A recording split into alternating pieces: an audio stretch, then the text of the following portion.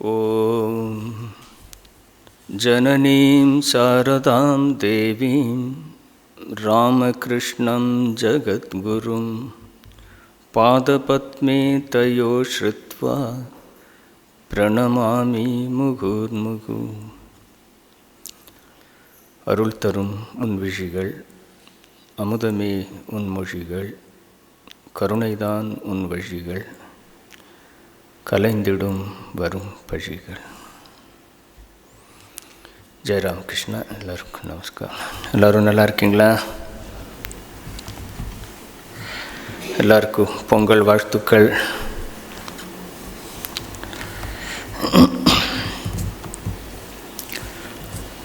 நமது கடந்த வகுப்பில் அன்னையின் சீடர் சுவாமி அபூர்வானந்தஜி பற்றி நம்ம பார்த்துருந்தோம். ஒரு அம்மாவுக்கு பல நாட்கள் சேவை செய்து அம்மாவுடைய அன்பை ரொம்ப பெற்றவர். அப்புறம் அவங்க வெள்ள நிவாரணத்துக்கு போகும்போது நடந்த சில நிகழ்ச்சிகளை பற்றி அன்னை கேட்கும்போது இவர் அது எல்லாத்தையும் சொல்கிறாரு. அந்த ஒரு இடத்துல ரொம்ப ஒரு கஷ்டமான ஒரு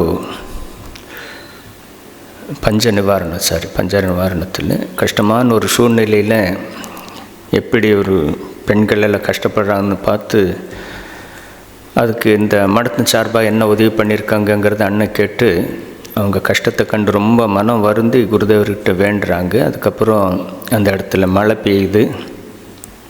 அதுக்கப்புறம் அந்த இடத்துல சூழ்நிலை நல்லா ஆகுது. ஸோ அந்த மாதிரி ஒவ்வொரு சீடரும் அவங்களுடைய வாழ்க்கையில் அம்மாக்கிட்ட நடந்த உரையாடல்கள் நிகழ்ச்சிகளை கொடுத்துருக்காங்க. நமக்கு சிலது கிடைச்சிருக்கு, பல விஷயங்கள் நமக்கு ரெக்கார்டில் இல்லாமல் போயிருக்கு. பட் இருந்தால் இருக்கிறது நமக்கு ஒரு பெரும் பாக்கியம், அதை நினைக்கணும். இன்றைக்கி நம்ம அம்பாவுடைய அன்னையருடைய இன்னொரு சீடர் சுவாமி அம்பானந்தர் அப்படின்னு சொல்லி அவருடைய குறிப்புகளிலிருந்து நம்ம பார்க்குறோம். சுவாமி அம்பானந்தருங்கிறது அவர் நம்ம தமிழ்நாட்டில் சேர்ந்தவர். கன்னியாகுமரி மாவட்டம், அப்போது தமிழ்நாடு கேரளா எல்லாமே ஒன்றா இருந்திருந்தது. இவர் மலையாளம் பேசக்கூடியவர். ஆனால் கன்னியாகுமரியில் இருந்திருக்க மாவேலி கரை அப்படிங்கிற ஒரு இடத்துல இருந்திருக்கிறாரு. அந்த காலத்தில் அன்னையார் வாழ்ந்த காலத்திலேயே பிரம்மானந்தர் அப்புறம் கூட குருதேவருடைய ஒரு சீடர் சுவாமி நிர்மலானந்தர் அவர் கேரளாவில் நிறைய இடங்களில் ராமகிருஷ்ண இயக்கத்தை தோற்றுவித்தார். அவர் மூலியமாக சந்திப்பு கிடைச்சி அவர் மூலியமாக அன்னையை பற்றி தெரிய அப்புறம் பின்னால் அவர் ஏற்பாடு பண்ணுறாரு. அன்னை இருக்காங்க, அன்னை நீங்கள் நேரம் பார்க்கணும் அப்படின்னு சொல்லி அவரையும் அவருடைய தம்பி, அவன் பேர் தாமோதரன் சொல்லி, அவர் 2 பேரும் சாதாரண குடும்பத்தை சேர்ந்தவங்க. அவங்கள வேலூர் மடத்துக்கு வரவழைச்சி அதுக்கப்புறம் உத்போதனுக்கு அன்னியை சந்திக்க ஏற்பாடு செய்கிறாங்க. ஸோ அவங்களுடைய அன்னைகிட்ட நடந்த அந்த ஒரு முறை தான் அங்கே போய் வருவாங்க. அந்த நிகழ்ச்சியை அவர் தொகுத்து கொடுத்துருக்கிறாரு, நம்ம பார்க்கலாம். முதல்ல 1914 செப்டம்பர் 19 சனிக்கிழமை, அன்றைக்கி அமாவாசை. அவர் எழுதுகிறார், அன்றைக்கி தான் அம்மாவை தரிசனம் பண்ணுறதுக்காக ஒரு ஏற்பாடு ஆயிருக்கு அப்படின்னு சொல்லி சுவாமி நிர்மலானந்தஜி வேலூர் மடத்தில் இவங்க தங்கியிருந்த இடத்துக்கு நாளைக்கு நல்ல நாள், அம்மாவுக்கு பார்க்குறதுக்கு ஏற்பாடு ஆயிருக்கு, தீட்சைக்காகவும் அம்மாக்கிட்டேருந்து மந்திர தீட்சை வாங்கிறதுக்காக சொல்லியிருக்கேன். நீங்கள் நாளைக்கு அதிகாலையில் ரெடியாக இருங்க, உங்களை கூப்பிட்டு போகிறதுக்கு ஒரு பிரம்மச்சாரி கோவிந்த உங்களை கூப்பிட்டு போவார். நீங்கள் அன்றைக்கி அன்னையை தரிசனம் செய்து எல்லாமே பூஜையெல்லாம் முடிச்சுட்டு அப்புறம் தட்சிணேஸ்வரம் போய் தரிசனம் பண்ணிவிட்டு ராத்திரிக்குள்ளே வேலூர் மட்டுக்கு வந்துடுங்கோ அப்படின்னு சொல்லி இவர் சொல்கிறாரு. அதுக்கு தகுந்த மாதிரி இவன் முதல் நாளில் ராத்திரி இந்த நியூஸ் கேட்டோடனே ரொம்ப மனசுக்கு சந்தோஷம். குருதேவர் தான் பார்க்க முடியல, ஆனால் அம்மா இன்னும் உயிரோடு இருக்காங்க, அம்மாவை நம்ம தரிசிக்கிறோம் அப்படிங்கிற ஒரு எண்ணம் வந்து அவர் மனசில் ரொம்ப சந்தோஷமாக இருந்துகிட்டு இருந்தது. ஸோ மறுநாள் காலையில் அவங்க வர்றாங்க. அந்த கோவிந்த இவரை அழைத்துக்கிட்டு இந்த கங்கை கரையில் அங்கேருந்து போட்டு மூலியமாக உத்போதனுக்கு வர்றாங்க. உத்போதனம் வந்து அந்த காலத்தில் ஒரே ஒரு பில்டிங் தான் இருந்தது, இப்போது விரிவாக்கம் செய்யப்பட்டிருக்கிறது. சுற்றி எல்லாம் வீடுகளெல்லாம் ஒன்றும் இல்லை. ஸோ இவங்க வந்து உத்போதன தூரத்திலிருந்து பார்த்த உடனே அந்த கோவிந்தர் வந்து அந்த அண்ணன் இருக்கிற இடத்த பார்த்து இங்கே ரோட்லேயே வீழ்ந்து வணங்குறாரு. அம்மா அங்கே இருக்கிறாருன்னு சொல்லி தூரத்தில் இந்த பில்டிங் பார்த்தோன்னே இங்கேருந்து வீழ்ந்து வணங்குறாரு. இப்படி நம்ம ஒரு கோபுரத்தை பார்த்தா இங்கேருந்து கும்பிடுறோமா, இவர் ரோட்லேயே உத்போதனை பார்த்த உடனே வீழ்ந்து வணங்குறாரு. அதை பார்த்து இவங்களும் கூடவே வீழ்ந்து வணங்குறாங்க. அதுக்கப்புறம் உத்போதனுக்கு போயிருக்கிறவங்களுக்கு தெரியும், அங்கே முதல்ல என்ட்ரன்ஸ்லேயே சுவாமி சாரதானந்தர் உட்கார்ந்துருப்பார். அவர்கிட்ட போய் அவரை தரிசனம் பண்ணி அவர் சில எல்லாம் பேசுவார். பேசிட்டு இவங்களை பற்றியில் விசாரிச்சுட்டு, இங்கே கொஞ்சம் வெயிட் பண்ணுங்கோ, அம்மா வந்து பூஜையில் இருக்காங்க, பூஜை முடிஞ்ச உடனே அம்மா அவங்கள கூப்பிடுவாங்க அப்படிங்கிறோம். சரின்னு இவங்க அவளோட பார்த்து வெயிட் பண்ணுறாங்க. பூஜை முடிஞ்ச உடனே அந்த கோவிந்த பிரம்மச்சாரி வந்து சொல்கிறாரு, அம்மா கூப்பிடுறாங்க அப்படின்னு சொல்லி. முதல்ல உங்களை கூப்பிடுறாங்க. அது தீட்சைக்கான ஏற்பாடானதுனால அந்த காலத்தில் நம்பர் கம்மியானதுனால அது இண்டிவிஜுவலாக கூப்பிட்டு தீட்சை கொடுக்கறது வழக்கம். நம்பர் ஒருத்தர் 2 பேர் 3 பேர் அந்த மேக்சிமம் அந்த மாதிரி தான் பண்ணுவாங்க. ஸோ இந்த கோவிந்த ஃபஸ்ட்டு இவரை அம்மா கூப்பிடுறான்னு சொல்லி இவன் போடுறாரு. அம்மா பூஜாரியில் உட்காந்து பூஜை முடிச்சுட்டு உட்காந்துருக்க, பக்கத்தில் ஒரு ஆசனம் இருக்கும், இவனுக்கு சொல்லி அங்கே உட்காருன்னு சொல்லி சொல்கிறாங்க. இவர் உட்காரும். ஃபஸ்ட் டைம் அம்மாவை பார்க்குறேன். பார்த்தோன்னே ஒரு ஆனந்த மனசுக்குள்ள ஒரு ஆனந்தம் ஓடுது. அப்புறம் அம்மா சொல்கிறாங்க உட்கார்றாரு. அம்மா இவர்கிட்ட சில இதெல்லாம் கேட்குறாங்க, நீ எங்கேருந்து வர்ற என்ன எதுன்னு சொன்னால் அவர் சொல்கிறார், இந்த மாதிரி தமிழ்நாட்டிலேருந்து வர்றேன் அப்படின்னு சொல்கிறாங்க. சரி நீ கண்ணை மூடி கொஞ்சம் இறைவன் சிந்தனை செய்ய அப்படின்னு சொல்லிட்டு அம்மாவும் தியானம் பண்ணுறாங்க. அதுக்கப்புறம் இவருக்கு கொஞ்சம் தீர்த்தம் கொடுத்து எல்லாம் உடம்பெல்லாம் தண்ணி இது சுத்தம் பண்ணுன்னு சொல்லிவிட்டு இவருக்கு அம்மா வந்து மந்திரம், குருதேவருடைய மந்திரத்தை சொல்லி இதுதான் இவனுக்கு தீட்சை மந்திரம் அப்படின்னு சொல்லி சொல்கிறாங்க. இவனும் அதை எல்லாத்தையும் அம்மா வாயால் கேட்டு சந்தோஷமாக இருக்கான். அப்புறம் அம்மா கேட்குறான், உன்னுடைய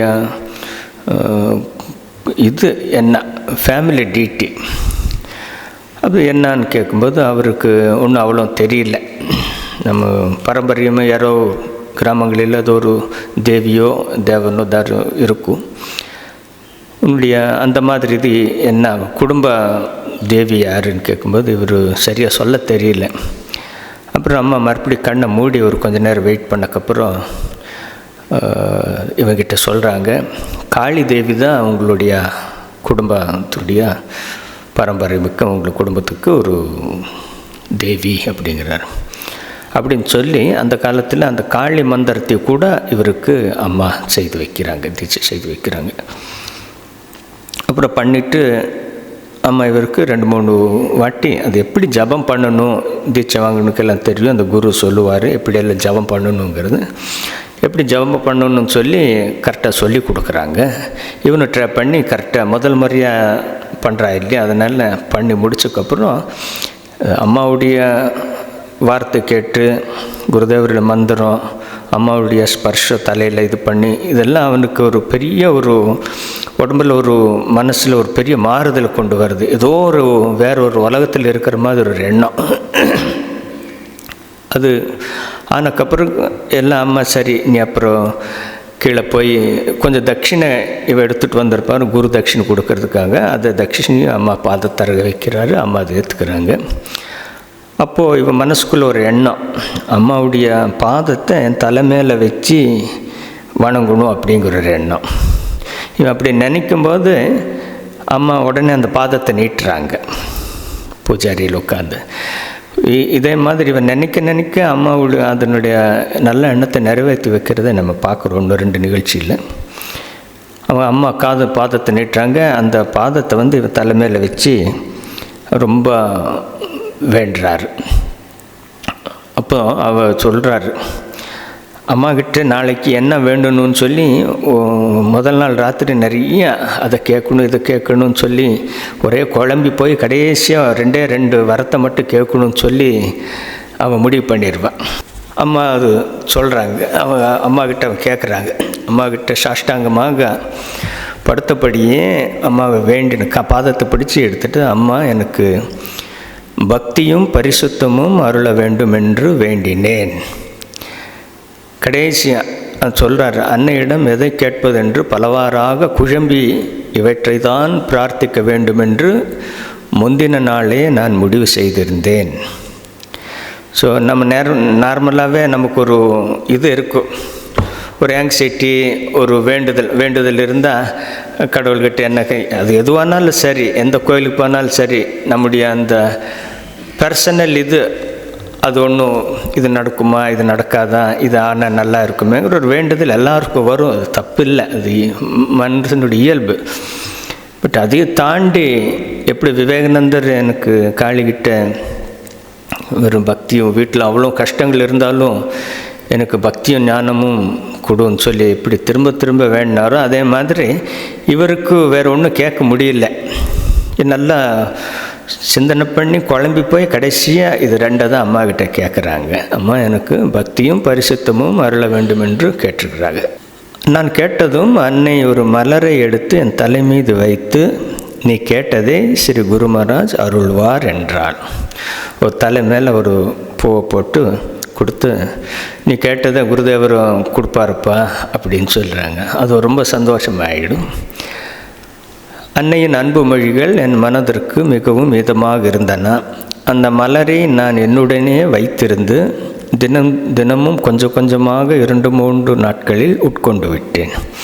அந்த பூவையும் அப்படியே வச்சு கொஞ்சமாக அதை சாப்பிட்டுட்டேன். நான் அம்மாவுடைய பரிசப்பட்டது தலையில் வச்சு ஆசீர்வாதம் கொடுத்த அந்த இதை சாப்பிட்டுட்டேன்னு சொல்கிறாரு. அப்போ மறுபடியும் வீழ்ந்து வணங்கிட்டு அம்மா சொல்கிறாங்க, சரி இப்போ போய் உன்னுடைய தம்பியை நீ அனுப்பு அப்படிங்கிறாங்க. தம்பி போய் திச்சாயி வந்தக்கப்புறம் அவங்க 2 பேரும் வேலூர் மட்டுக்கு போகிறாங்க. ஸோ வேலூர் மட்டில் தங்கிட்டு அங்கே உத்போதனுக்கு அடிக்கடி போயிட்டு வராங்க. ஒரு 10-15 நாள் ஒரு ட்ரிப்பு வச்சுருந்தாங்க, அதில் போகிறாங்க. அடுத்த முறை போகிறாங்க. அன்றைக்கி அதை பார்த்து அதுக்கப்புறம் தட்சிணேஸ்வருக்கு பிளான் பண்ணபடி தட்சிணேஸ்வரர் போய் அங்கே குருதேவருடைய ரூமு, அந்த காளி கோயிலெல்லாம் பார்த்துட்டு வேலூர் மட்டுக்கு வர்றாங்க. ஒரு 2 நாள் கழித்து மறுபடியும் அம்மாவை தரிசனத்துக்காக போகிறாங்க.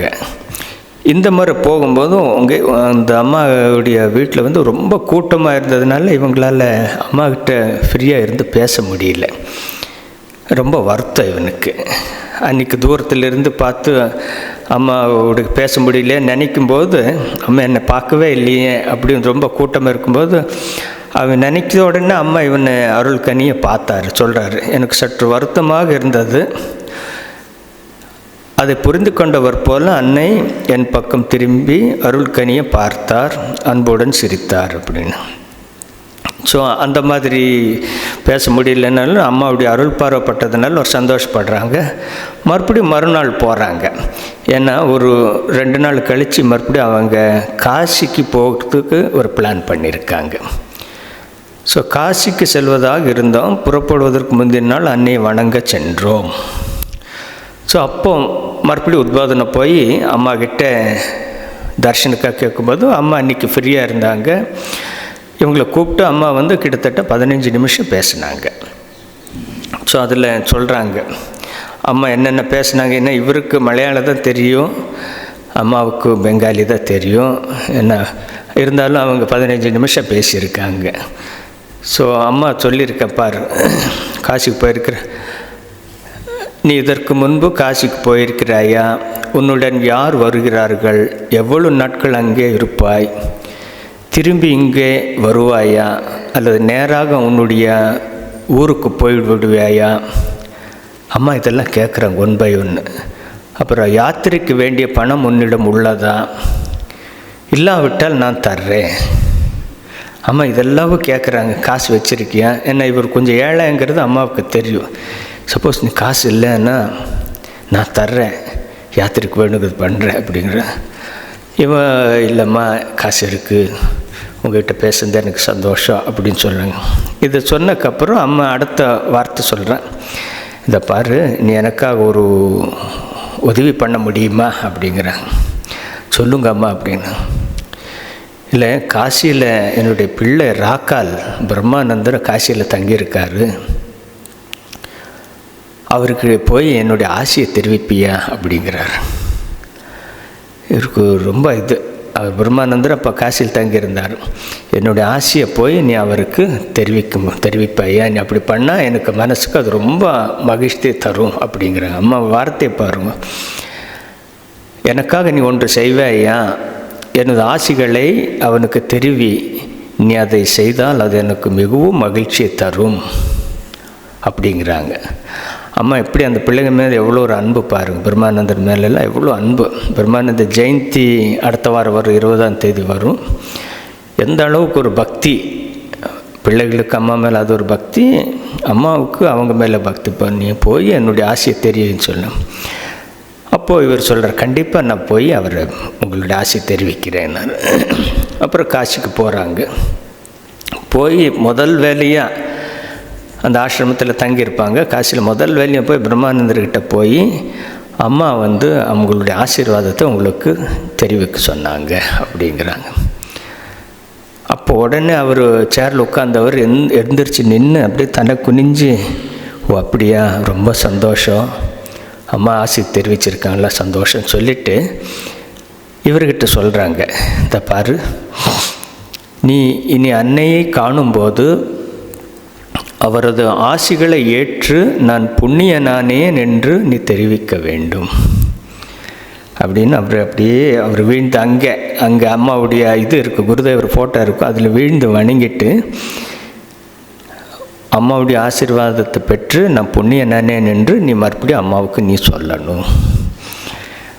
ஸோ எந்த அளவுக்கு ஒரு பக்தி பாருங்க. நம்ம நார்மலாக நாம் சொல்கிறாங்களே, ஊரில் யாராவது இருந்தால் அவங்கள கேட்டதாக சொல்லுங்க, இவங்களுக்கு கேட்டதாக சொல்லுங்கன்னு சொல்லுவேன். பட் நிறைய விஷயம் சரியும்பாங்க, டைம் இருந்தால் சொல்லுவோம், இல்லைன்னு சொல்ல மாட்டோம். சம்பிரதாயத்துக்கு நம்ம பண்ணுறோம், நிறைய பண்ணோம். அது உண்மையிலேயே பக்தியோடு நம்ம பண்ணும்போது அது எந்த அளவுக்கு எஃபெக்ட் ஆகுதுன்னு பாருங்கள். அந்த இம்மீடியட்டாக அங்கே ரியாக்ஷன் வருது. அம்மா அவ்வளோ பெரிய ஒரு ஜெகத் ஜனனி தன்னுடைய பிள்ளைக்கு ஆசீர்வாதம் தெரிவிக்கிறார். அந்த காலத்தில் இந்த மாதிரி ஃபோன் வசதியோ இதெல்லாம் இல்லை. லெட்டர் எழுதுனா ஒரு இடத்துக்கு போகிறது ரொம்ப நாள் ஆகும். ஒருத்தர் இங்கே அம்மாவை தரிசனம் செய்துட்டு அங்கே போய் அந்த விஷயத்தை சொல்கிறாரு, ஒரு பிரசாதத்தை கொடுக்குறாருன்னா அது மிகப்பெரிய விஷயம். அம்மா அந்த அளவுக்கு ஒரு பக்தியோடு அந்த பிள்ளை நல்லா இருக்கணுங்கிறதுக்காக பண்ணுறது. அதை பெற்றுக்கொண்டு, அந்த ஆசையை பெற்றுக்கொண்டு அவர் உடனே அதை ரியாக்ட் பண்ணி அம்மாவுக்கு அதை சொல்லணும், நான் அந்த ஆசை பெற்று நான் தண்ணியை நானேன்னு சொல்லி அதை தெரிவிக்கிறாரு.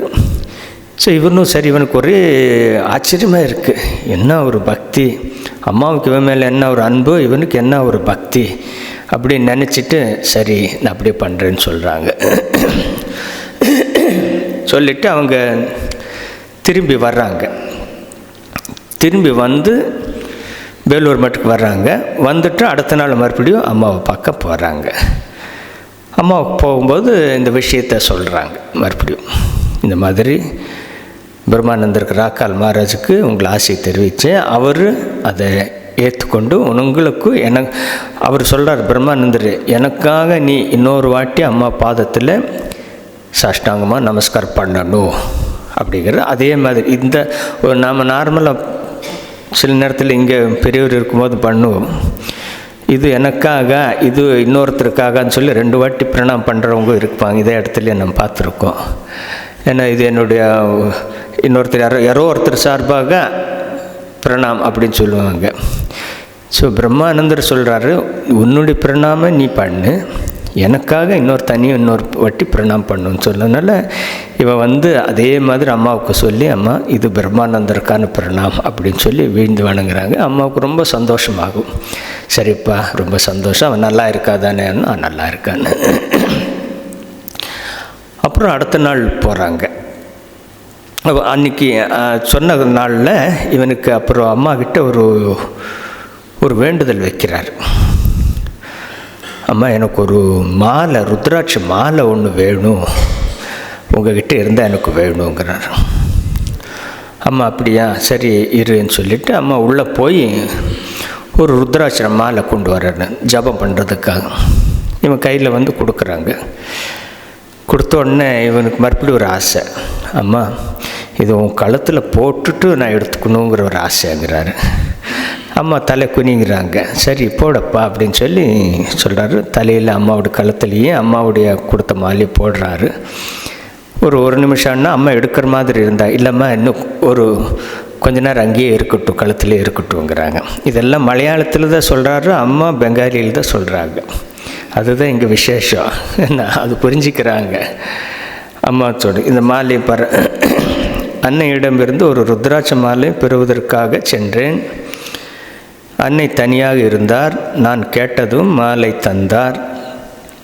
அதை பெற்றதும் நான் மலையாளத்தில், அம்மா இந்த மாலையை தங்கள் கழுத்தில் அணிந்து பெற விரும்புகிறேன் என்றேன். அன்னை உடனே தனது தலையை குனிந்தார். நான் மாலையை அணிவித்தேன். பிறகு அதை அவர் கழற்ற முற்பட்ட போது நான் மீண்டும் மலையாளத்தில், அம்மா அது இன்னும் சிறிது நேரம் தங்கள் கழுத்திலேயே இருக்கட்டும் என்றேன். அன்னையும் ஏற்றுக்கொண்டார். கழுத்தில் இருந்தது. மீன் டைம் இவருடைய தம்பி இந்த ஜப தியானத்தை பற்றி ஏதோ கேட்குறாரு. அப்போது என் தம்பி ஜபம் செய்வது பற்றி கேட்டான். அதற்கு விளக்கமாக பதில் கூறி முடிக்கும் வரை ருத்ராட்ச மாலை அன்னையின் கழுத்திலேயே இருந்தது. சரி, இவனுக்கும் திருப்தி ஆகிடுது. ஏன்னா மீன் டைம் அவங்க தம்பி ஏதோ கேட்குறதான், அதை பற்றி சொல்கிறதுக்குள்ளே 10-15 நிமிஷம் ஆயிடுச்சு. அதன் பிறகு அம்மா மாலையை கழட்டி இவன் கையில் கொடுக்கறதுக்காக எடுக்கிறான். கொடுக்கும்போது இவன் மறுபடியும் கேட்குறான், அம்மா அந்த மாலை முழுக்க ஒரு வாட்டி நீ 108 தடவை ஜபம் பண்ணிவிட்டு கொடுங்குவாங்கிறாரு. ஒன்று டிமாண்ட் பண்ணிகிட்டே இருக்கார் பிள்ளை மாதிரி. அம்மா அப்படியா அப்படின்னு சொல்லி நீயும் உட்காரு, நான் உட்காருன்னு சொல்லி அம்மா கண்ணை மூடி 108 ஜபம் பண்ணுறாங்க. ஜபம் பண்ணக்கப்புறம் இவன் வாங்கி இவன் கழுத்தில் போட்டுவிடுறான். சரியா, எவ்வளோ பெரிய ஒரு பேர் பெற்றிருக்காங்க பாருங்கள். இது பண்ணிவிட்டு இதை சொல்லும்போது, இதெல்லாம் நடக்கும்போது அவனுக்கு ரொம்ப திருப்தியாக இருக்கும். சரின்னு அன்றைக்கி வந்துடுறாங்க. அடுத்த நாள் காலையில் மறுபடியும் தரிசனத்துக்கு போவாங்க. என்ன இருக்கிறது இன்னும் 2-3 நாள் தான். அடுத்த நாள் போகும்போது இவர் மைண்டில் ஒரு பிளானோடு போகிறாரு.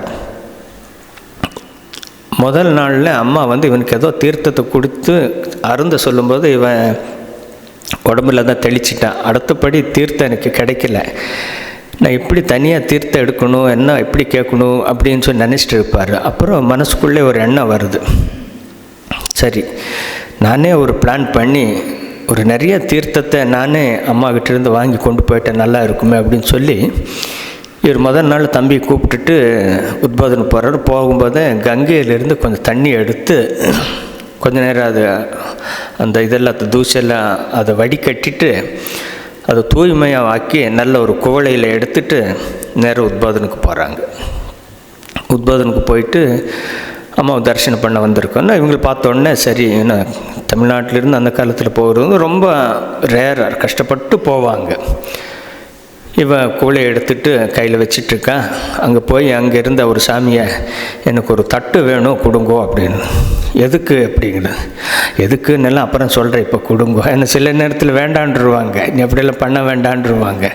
நம்ம ஏதாவது சொன்னால், ஓ அப்படியெல்லாம் வேண்டாம், அம்மாவுக்கு உடம்பு சரியில்லை, காதில் தண்ணி ஊற்ற வேண்டாம், அப்படியே அதை சொல்ல, எதுக்குன்னு அப்புறம் சொல்கிறேன், நீ தட்டு கொடுங்க. நான் தட்டை வாங்கினா விறுவிறுன்னு இவர் தம்பியை கூப்பிட்டுட்டு அம்மா கிட்டே போகிறார். அம்மா போனோடனே மனசு புரிஞ்சுக்கிறாங்க.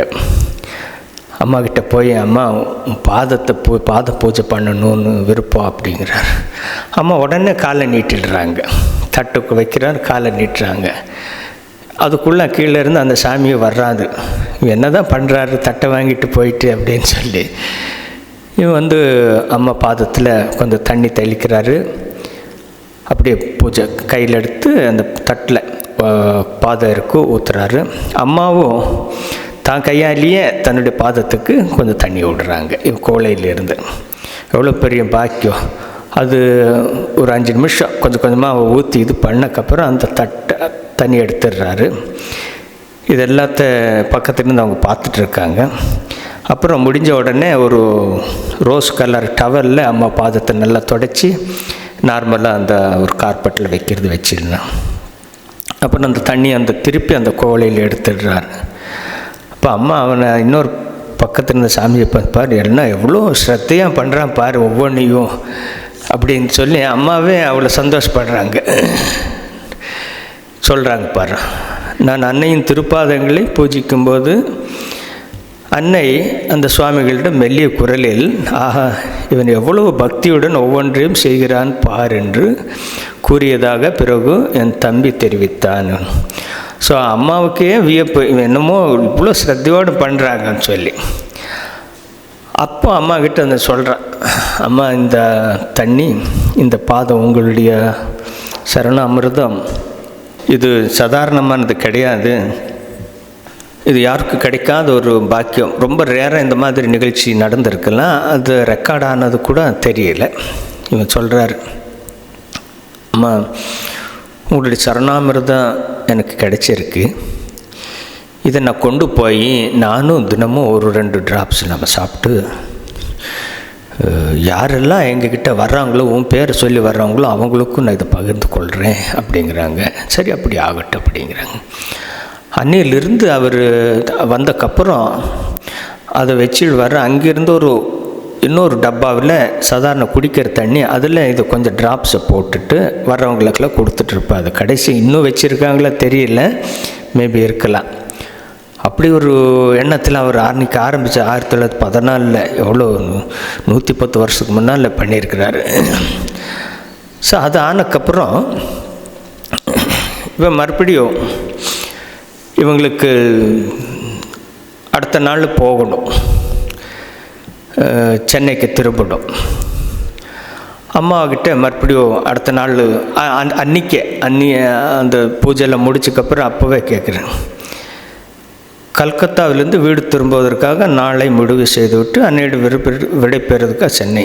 அம்மா இவனை பார்த்து, இவர் தம்பியை பார்த்து, மீண்டும் என்னை பார்க்க வருவாயா அப்படிங்கிறார். இவனுக்கு ஒன்றும் சொல்ல உடனே பதில் சொல்ல முடியல. ஏன்னா அவன் பதில் இங்கே சொல்கிறார் பாருங்க,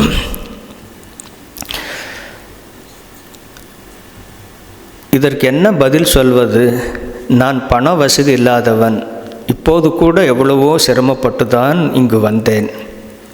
இப்படி ஒரு வாய்ப்பு மீண்டும் கிடைக்குமா? இந்த எண்ணங்கள் எல்லாம் என் மனத்தில் ஓடின. இவன் ரொம்ப ஒரு ஏழை பேக்ரவுண்ட்லேருந்து வர்றாரு. அது இங்கேருந்து அவ்வளோ தூரம் போகுது, ரொம்ப காசு செலவாகும். அந்த காலத்தில் மற்ற வசதிகள் எல்லாம் குறைவு.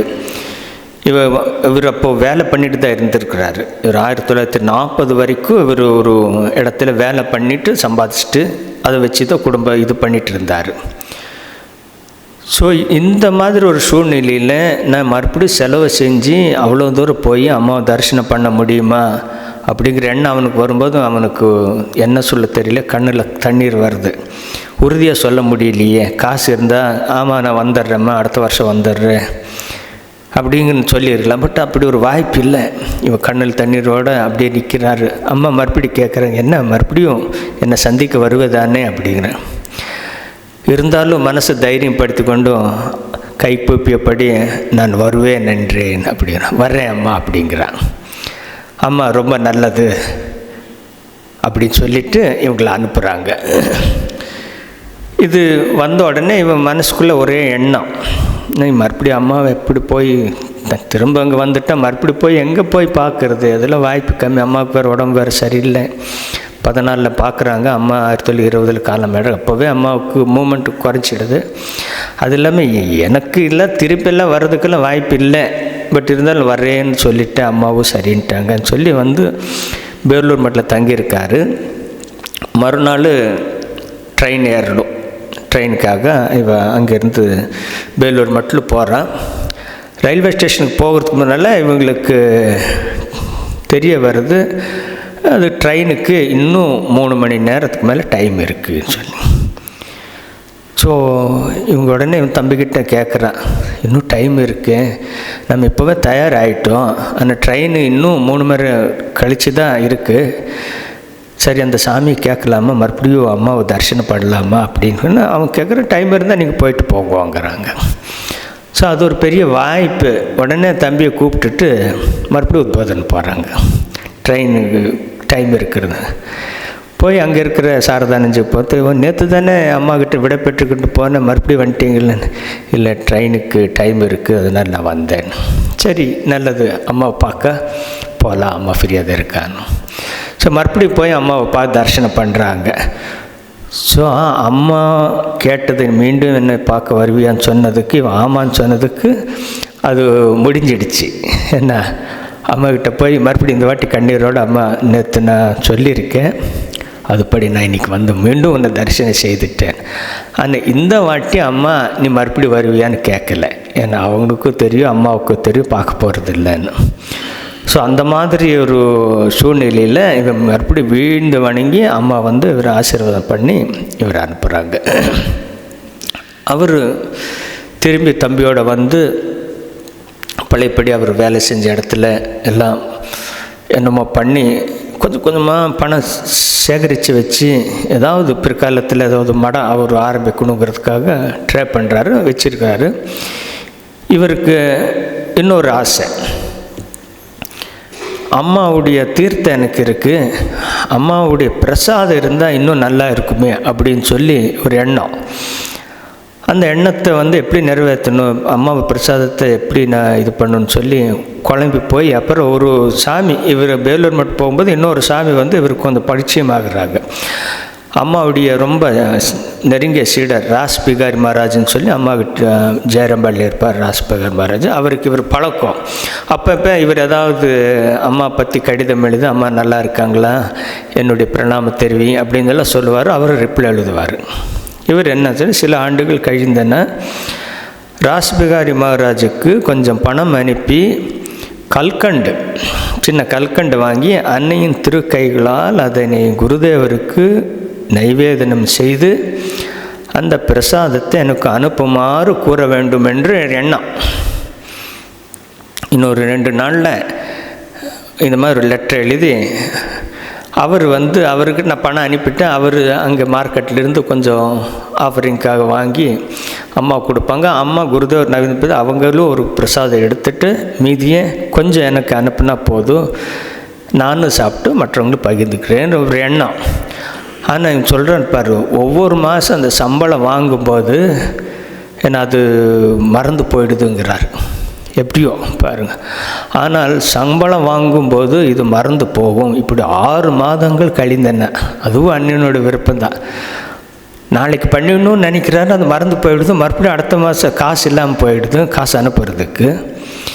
6 மாதம் அப்படியே ஆகிட்டே இருந்தது. இவனுக்கு வருத்தம், என்னென்ன இந்த அம்மா விருப்பம், பிரசாதம் வேண்டான்னு நினைக்கிறாளா அப்படிங்கிற எண்ணம் இவனுக்கு வருது.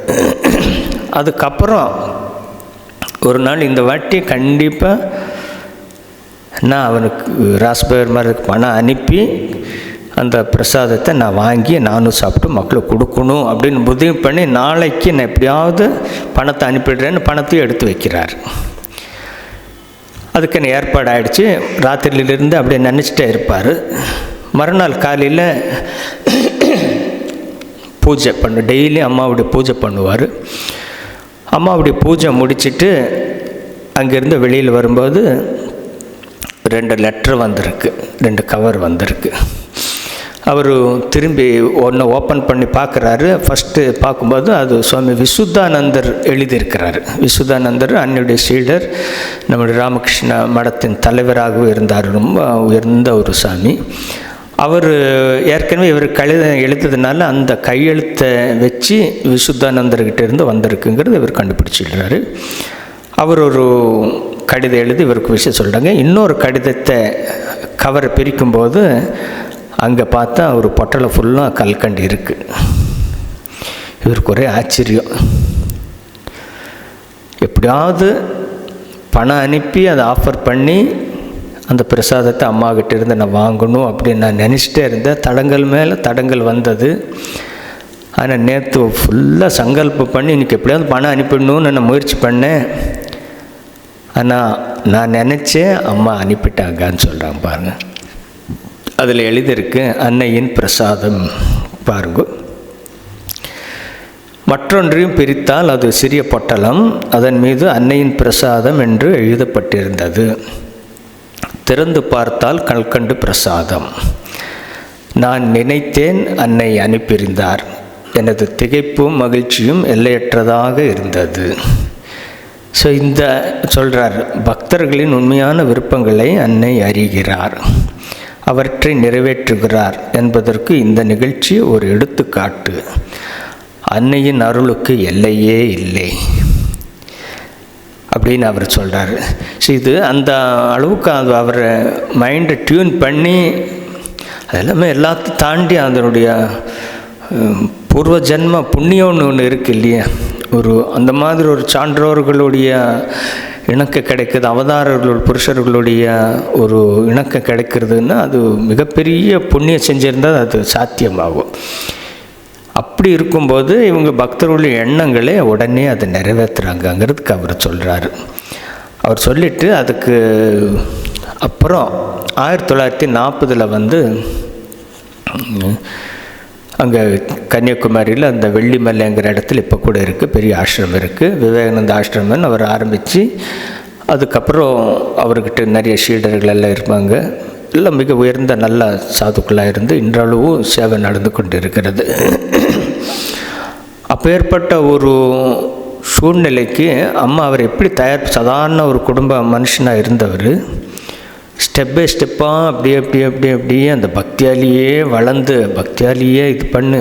ஏழை குடும்பத்தில் பிறந்திருந்தாலும் அம்மாவுடைய அருளை வந்து அவ்வளோ அவனுக்கு கிடைச்சிருக்குன்னா, அம்மா கொண்டு போல் யார் உண்மையிலேயே மனமாற வேண்டுகிறாங்களோ அவங்களுக்கு அது நிறைவேறும் அப்படிங்கிறது தான். இருந்தாலும் நம்ம கேட்கல, நாமளே எவ்வளோ பிரார்த்தனை பண்ணுறோம், நம்முடைய எண்ணங்கள் நம்முடைய பிரார்த்தனைகள் எல்லாம் தடங்களாகுது, நிறைவேறதில்லைன்னா மேபி இன்னும் நம்ம அந்த அளவுக்கு நம்மளை டியூன் பண்ணி அந்த அளவுக்கு உயரணுமோ என்னமோ தெரியல மேபி. என்ன அதை பற்றி நான் அதை லாஸ்ட் டைம் சொல்லியிருந்தேன். அம்மா வந்து இன்றளவு கூட காட்சியெல்லாம் கொடுத்துருக்காங்க, உண்மையான பக்தர்களுக்கு நேரடியாக வந்து காட்சியில் கொடுத்துருக்காங்க. சிலதெல்லாம் ரெக்கார்ட் ஆகிருக்கு. வெஸ்டர்ன் கண்ட்ரிலெல்லாம் ஏதோ ஒரு சூழ்நிலையெல்லாம் அவங்கெல்லாம் ஒரு விஷயத்தை பிடிச்சா ரொம்ப உறுதியாக இருப்பாங்க. உணவு இது எல்லாத்தையும் மறந்து அதுக்காக முயற்சி பண்ணுவாங்க. அப்படி இருக்கும்போது கண்டிப்பாக அதுக்கான ஒரு சூழ்நிலை, அதுக்கான ஒரு அனுகிரகம் வருங்கிறதுக்கு இதெல்லாம் உதாரணம். பட் சாதாரண பிரார்த்தனைகளை கூட ஒரு நல்ல விஷயத்துக்காக பிரார்த்தனை பண்ணும்போது அம்மா வந்து அதை அறிவார், அது நிறைவேற்றுறாங்கிறதுக்கு இந்த இவருடைய ரெக்கார்டு வந்து கொஞ்சம் தான் கிடைச்சிருக்கு. இன்னும் பெருசு அவரை பற்றி புக்கெல்லாம் இருக்குது, அதை கிடைச்சா படித்தா இன்னும் ஒரு இன்ட்ரெஸ்டிங்காக இருக்கும். பட் இது நமக்கு இந்த அளவுக்கு அவர் ஒரு ஸ்டெப்லேயும் அது ஒரு கிடைத்த ஒரு வாய்ப்பு. அந்த தீட்சை ஆரம்பத்திலிருந்து அம்மாவுடைய பாதம் தலை மேலே வச்சு அதுக்கப்புறம் கடைசியாக இவர் மக்கள் தரிசிக்க போகும்போது இவர் பாதத்தை தொட்டு தரிசிக்க பண்ணும்போது இவர் சொல்லுவார், என் பாதத்தை தொட வேண்டாம், என் தலையை தொட்டு வணங்குவோங்கிறாங்க. ஏன்னா அம்மாவுடைய பாதம் தான் என் தலையை தொட்டுது, அதை தொட்டு வணங்குன்னா அம்மா பாதத்தை தொட்டு வணங்குறது போல் இருக்கும் அப்படின்னு சொல்லி அப்படி ஒரு பணிவு, எல்லையற்ற பணிவுங்கிற சொல்லலாம். ஸோ அந்த மாதிரி அம்மாவுடைய தலைமையில் வச்ச அந்த இது, அப்புறம் அந்த சரணாமிர்தம் வந்து எல்லாருக்கும் கிடைக்கணுங்கிறது, ஒரு ட்ராப் வேணாலும் பகவானுடைய சரணாமிர்தங்கிறது அது பெரிய ஒரு பாக்கியம் தானே. ஸோ அம்மா உயிரோடு இருக்கும்போதே அந்த சரணாமிரத்தை எடுத்து பண்ணுறதுங்கிறது அது தீர்த்தம், மிகப்பெரிய தீர்த்தம். அதை பண்ணுறதாகட்டும், அம்மா கைப்பட்ட அந்த கல்கண்டை அதுக்கப்புறம் அதை வந்து அதை மற்ற கல்கண்டோடு மிக்ஸ் பண்ணி நம்ம கொடுக்குற. எப்படி நம்ம ஒரு நார்மலாக ஒரு நிகழ்ச்சி நடக்கும்போது கோயிலிருந்து பிரசாதம் எடுத்து வந்து அது மெயினாக டிஸ்ட்ரிபியூஷன் இடத்துக்கு வந்து நம்ம பிரசாதமாக டிஸ்ட்ரிபியூட் பண்ணுறதுக்கு முன்னால் மிக்ஸ் பண்ணால் அது எல்லாமே பிரசாதம் தான் ஆகும். எவ்வளோ பெரிய இது இருந்தாலும் கோயில் பிரசாதம் கொஞ்சம் அதை ஊற்றிட்டா அதோட எல்லாமே அது பிரசாதம் ஆகும். அந்த மாதிரி அந்த 4 கல்கண்டு போட்டாலும் கூட பெரிய ஒரு இதுக்கு வந்து எல்லாருக்கும் கொடுக்கலான்னு சொல்லி தான் பெற்ற இன்பத்தை வந்து எல்லாருக்கும் சேரணும். எத்தனை பேரால் அம்மாவை அங்கே அவ்வளோ தூரம் போய் பார்க்க முடியும், வாய்ப்பு கம்மி. எத்தனை பேருக்கு அம்மாவுடைய நேரடி அனுபவம் எல்லாம் கிடைக்குதுன்னு தெரியாத பட்சத்தில் இந்த தீர்த்தத்தையும் இந்த பிரசாதத்தை உண்ணா அம்மாவை தரிசித்த அந்த பேர் பெறலாங்கிறதுக்காக இவர் அப்படி ஒரு எண்ணம் தனக்கு கிடைச்சாதும் அதோடு நிற்காமல் எல்லாருக்கும் அந்த ஒரு புண்ணியம் கிடைக்கணுங்கிறதுக்கு அவ்வளோ பண்ணியிருக்கிறாரு. அதெல்லாம் அதை நினைக்கும்போது அம்மாவுடைய அனுகிரகம் எல்லாம் அவர் சொல்கிறார், இதுவும் அம்மாவுடைய அனுகிரகத்தினால்தான் நடந்ததுங்கிறாங்க. இதுலேயும் நம்ம பார்க்கணும், எந்த ஒரு விஷயமும் ஒரு இறைவனுடைய அருள் இல்லைன்னா ஒரு ஒரு லெவலுக்கு மேலே அது போகாது. அருள் வந்துட்டால் எந்த தடங்கள் இருந்தாலும் அது தாண்டி அது வந்துடும். நம்ம சில நேரங்களில் கோயிலில் தரிசனத்துக்காக போவோம். நிறைய இடத்துல இந்த கபால் கோயிலெல்லாம் அந்த தெப்ப குளம்லாம் வரும். பெரிய பெரிய எல்லாம் ஆளுங்கெல்லாம் வருவாங்க, அந்த தெப்பத்தில் ஏறி இது பண்ணணுன்னு முடியாமல் போயிடுது. சாதாரண மனுஷன் நின்றுட்டுருப்பார், அவரை கூப்பிட்டு அந்த தெப்பத்தில் எல்லாம் இதாகிடும். நம்மளே நிறைய வாட்டி பார்த்துருக்கோம். அப்படின்னு என்ன, அந்த பகவானுடைய அனுகிரகம் இருந்தால் தான் அது நடக்கும். ஒரு கோயிலில் போய் கிட்ட போய் ஒரு தரிசனம் பண்ணணும், திருப்பதிலையோ இல்லையோ மற்ற இடங்கள்னா சில நேரத்தில் காலியாக இருக்கும். நேராக போனேன் தரிசனம் பண்ணேன் அப்படின்னு சொல்லுவாங்க. அதுக்கு அவருடைய அனுகிரகம் தான். சில நேரத்தில் எவ்வளோ தூரத்துலேருந்து அந்த மனசு திருப்தி இருக்காது, ஐயோ இந்த வாட்டி இப்படி ஆச்சு அப்படிங்கிற மாதிரி எல்லாம் இருக்கும். ஸோ பகவானோட அருகிரகம் இருந்தால் தான் நம்ம அதை சாதிக்க முடியுங்கிறதுக்கு உண்மை தான். எல்லாத்தையும் தாண்டி இந்த குருதேவர் இங்கே தரிசிக்க வர்றதுக்கு கூட எவ்வளோ கஷ்டங்கள் எல்லாம் தாண்டி நம்ம வர வேண்டியிருக்கு. இந்த மெட்ரோ ரயில் டிராஃபிக்கு இதெல்லாத்தை தாண்டி சில நேரங்களில் ஒரு 2 கிலோமீட்டர் வர்றதுக்கு 1 மணி நேரம் கூட ஆகும். மயிலாப்பூர்லேயே சுற்றிட்டுருப்போம். ஸோ இது சில நேரத்துலலாம் வரதுக்குள்ளே ஆரத்தி முடிஞ்சு போய்விடும், இல்லை ஏதாவது நிகழ்ச்சி முடிஞ்சு போய்விடும். பகவானுடைய விருப்பம் அப்படி இருக்குது. அவர் நினச்சா எல்லாத்தையும் தாண்டி நமக்குன்னு ஒரு ஏற்பாடு பண்ணிவிடுவார்.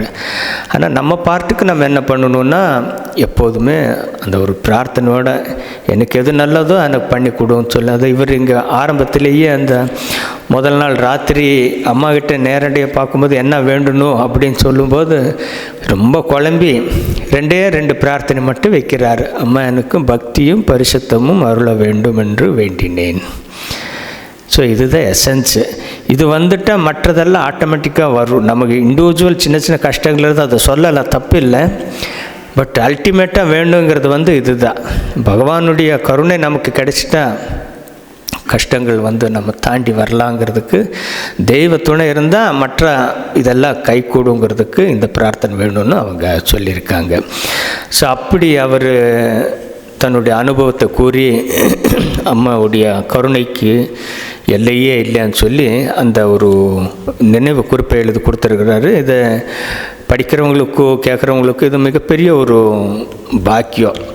அவரை நேரில் தரிசித்தவங்களும் நிறைய பேர் இன்னும் இருப்பாங்கன்னு நினைக்கிறேன்.